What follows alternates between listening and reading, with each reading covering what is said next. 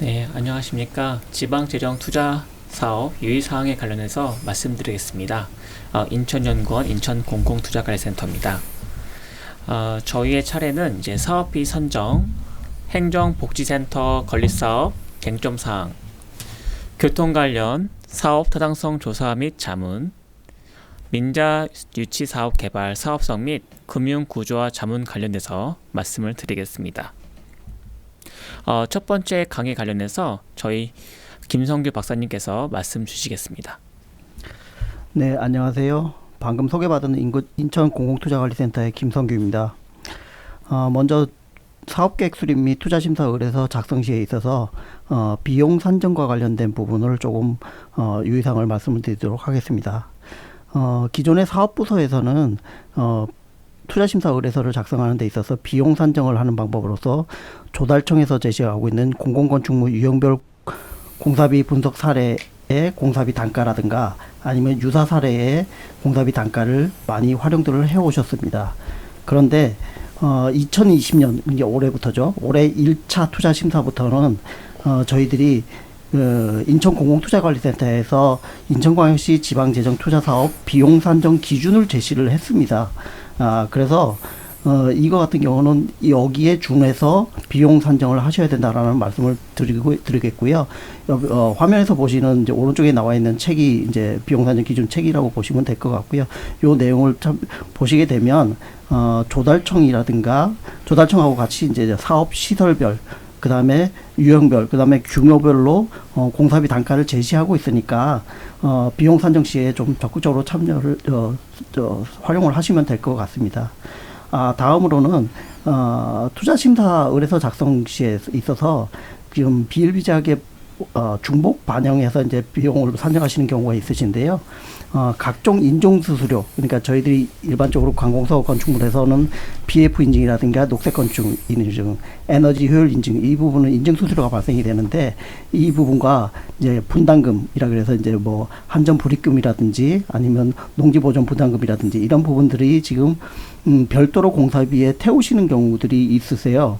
근데 사실은 이런 것들은 중복 반영으로 보시면 될 것 같습니다. 왜 그러냐면 인천시가 지금 비용 산정 기준을 제시를 하고 있다라고 말씀을 드렸잖아요. 이런 것들은 저희들이 기준 단가를 산정하면서 조달청이라든지 서울시의 실적 공사비를 기준으로 해서 분석된 자료를 가지고 공사비를 제시하고 있는 부분이 있습니다. 그렇기 때문에 일체 비용이 공사비에 포함되어 있다라고 보시면 될 것 같고요. 그래서 별도로 산정을 하시는 경우에는 중복 계산이 되기 때문에 이 부분은 유의해서 조금 비용 산정을 해주시면 될 것 같습니다. 근데 단 이제 건축서비스산업진흥법에 의해서 공공기관은 설계 공모를 하도록 되어 있는데요.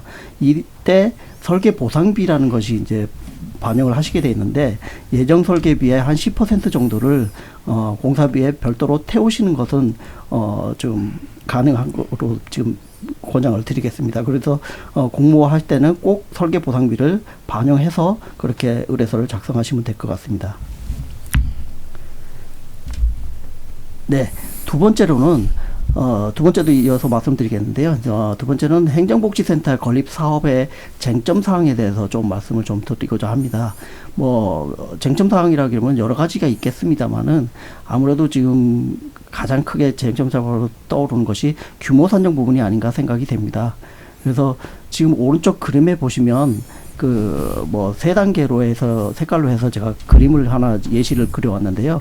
보시게 되면 행정복지센터의 기능별로 구획을 한 도식화한 그림이라고 보시면 될 것 같습니다. 그래서 지하층에는 보통은 지하 주차장이나 설비 관련 시설들이 들어가게 되는 거고요. 보통 한 1층이나 큰 동사무소 같은 경우는 2층까지도 이제 행정 서비스 기능을 위한 기능들이 들어가게 되고요. 그 위에 이제 주민자치센터라든가 지역의 문화복지시설이라든가 이런 것들이 입지하게 되는데요. 지금 사실은 행정복지센터가 기능이 들어가는 행정복지센터 기능 면적 산정 같은 경우는 우리들이 일반적으로 청사에 해당이 되는 부분이거든요. 그래서 공유재산 및 물품관리법 따라서 지방자치단체의 청사의 기준 면적이라는 것이 행안부에서 제시하고 있습니다. 그래서 그 기준에 의해서 뭐 상주 인구가 얼마에 따라서 규모를 산정하시면 될 것 같아요. 그래서 크게 문제는 안 될 것 같은데, 문제는 이제 그림에서 보시다시피는 빨간 부분, 이제 비청사라고 제가 표현을 했는데, 비청사라고 하면 이제 청사가 아닌 부분, 이게 주민자치센터라든가 문화복지센터, 그러니까 예를 들어서 최근에는 이제 그 비청사 부분에 뭐가 많이 들어가냐면 이제 돌봄센터 같은 것들, 그 다음에 뭐 체력 단련 시설 같은 것들, 주민들의 어떤 복지, 편의 시설을 위해서 이렇게 설치되는 복합화 시설들이 있습니다. 이런 부분은 사실은 우리 지방 투자 심사 매뉴얼에는 면적 산정 기준이 제시되어 있지 않습니다, 사실은. 그렇다 보니까 이게 갖고 오시는 똑같은 청사 건립 사업인데도 갖고 오시는 면적마다 다 달라요, 사실은. 그래서 투자 심사하는 입장에서는 조금 어떤 기준을 갖고 가야 된다는 부분이 있는 거고요. 그런 측면에서 봤을 때 기본적으로 비청사 부분 같은 경우는 연간 이용 수요를 바탕으로 해서 규모 산정하시는 것이 가장 정확하고 올바른 방법입니다, 사실은. 근데 아직까지는 그 이용 수요 추정하는 방법이 공공에서 좀 보편적이지는 않는 방법인 것 같아요. 차츰차츰 이제 그런 부분에 대해서 보강을 하셔야 되는 부분인 거고요. 만약에 연간 이용 수요가 추정이 어려우시다면 지역 인구수에 비례해서 유사 사례를 찾으시고 거기에 해당되는 뭐 기능들, 이제 돌봄센터면 돌봄센터의 그 동 지역의 인구 비례해서 규모를 적용하셔서 행정복지센터 전체의 연면적을 산정하시는 방법으로 규모를 산정하시면 될 것 같습니다. 두 번째, 거기 밑에 표에 보시면 규모 적성성 판단 기준이라고 있는데요. 요거는 저희 센터에서 행정복지센터를 규모를 판단하기 위해서 만들어 놓은 테이블인데요.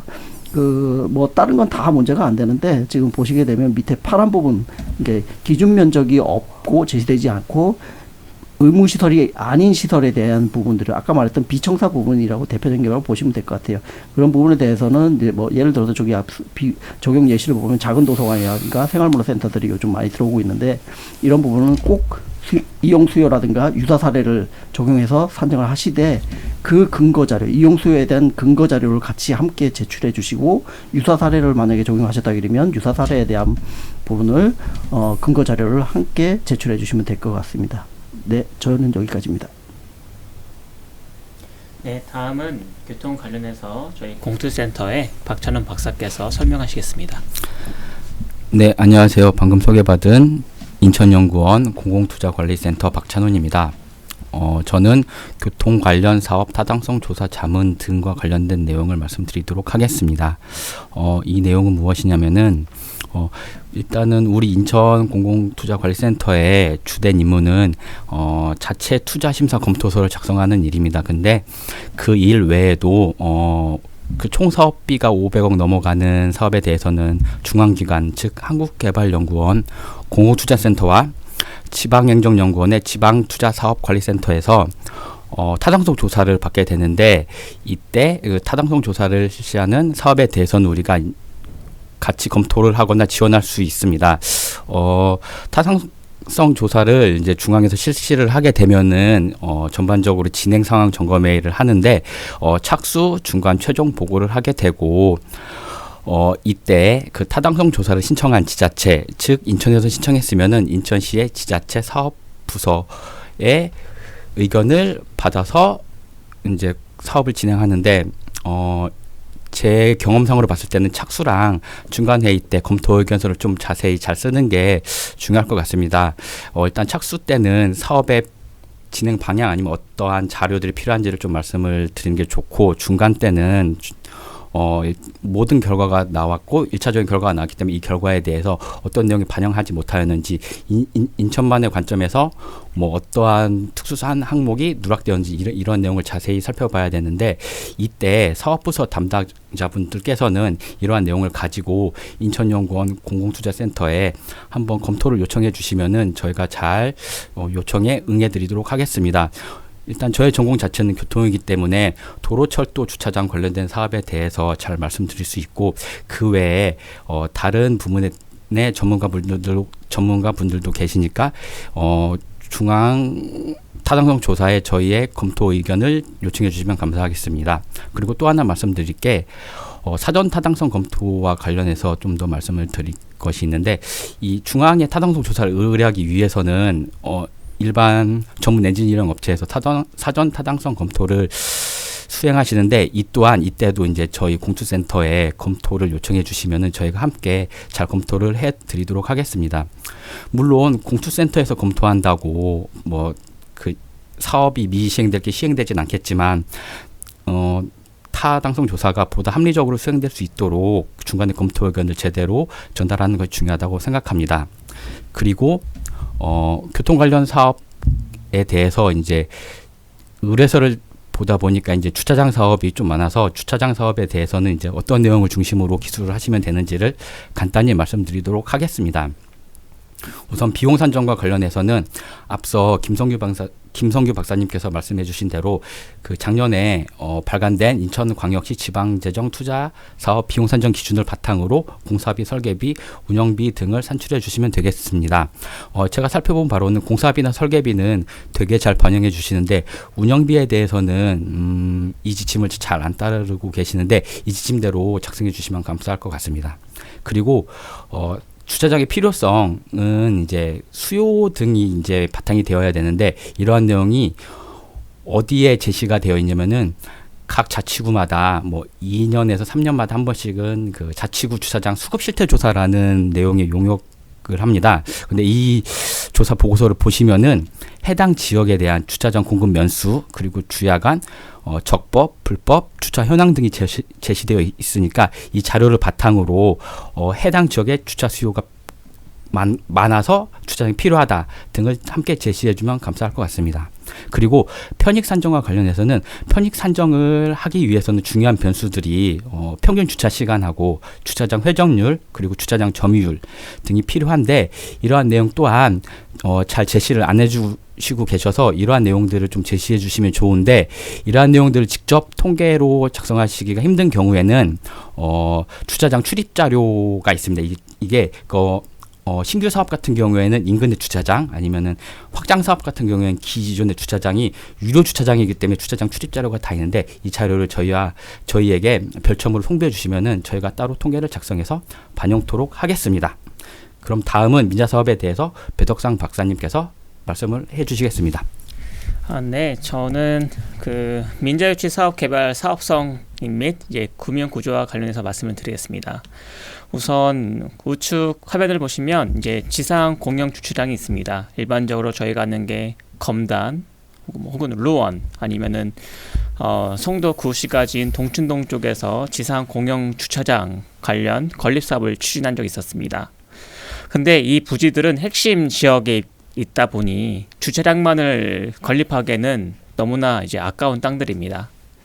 근데 이제 재정은 소요되고 있고요. 만약에 그 땅에 민간 수익시설과 공영 주차장이 함께 들어선다면 민간 수익시설은 수익시설대로 이윤을 창출할 수 있고, 재정은 재정대로 민간 수익시설에서 나오는 수익금으로 재정 사업을 이제 일으키기 때문에 재정에 대해 재정 부담은 감소할 수 있습니다.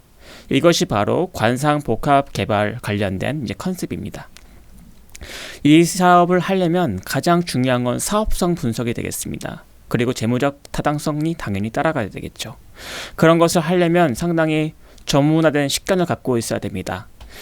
저 같은 경우는 이제 증권사에서 인프라 및 부동산 투자 심사를 했었습니다. 그래서 민간의 관점을 잘 이해하고 있기 때문에 민간의 관점에서 공공의 공공성을 함께 담보하면서 나아갈 수 있는 전략 개발을 함께 할 수 있습니다.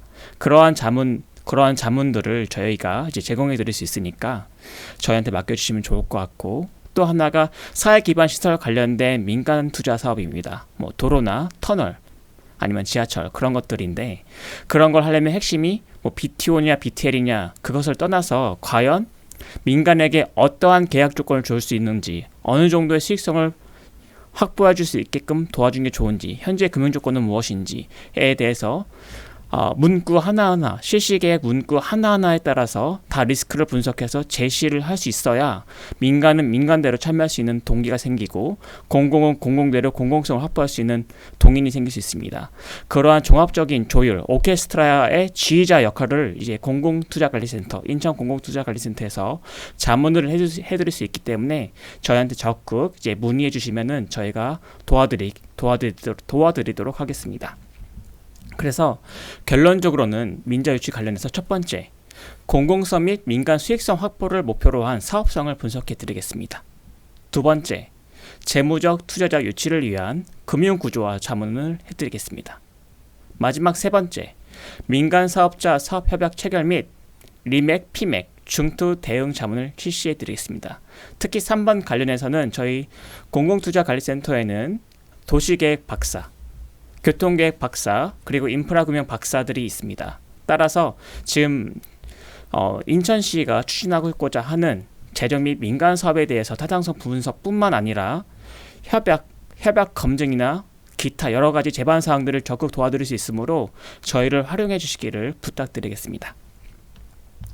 이상으로 저희 강의를 마치겠습니다. 저희 강의 자료는 인천 공공투자관리센터 홈페이지에서 다운로드 받으실 수 있습니다. 참고로 이번 강의 초반에 버퍼링 등이 많이 발생해서 정말 죄송합니다. 저희가 다음 주에 따로 공지를 해서 만약 필요하신 분들은 유튜브나 아니면 다른 채널들을 이용해서 저희 강의 자료를 보실 수 있게끔 조치를 해보겠습니다. 네, 이상 시청해 주셔서 감사합니다. 강의 마치겠습니다.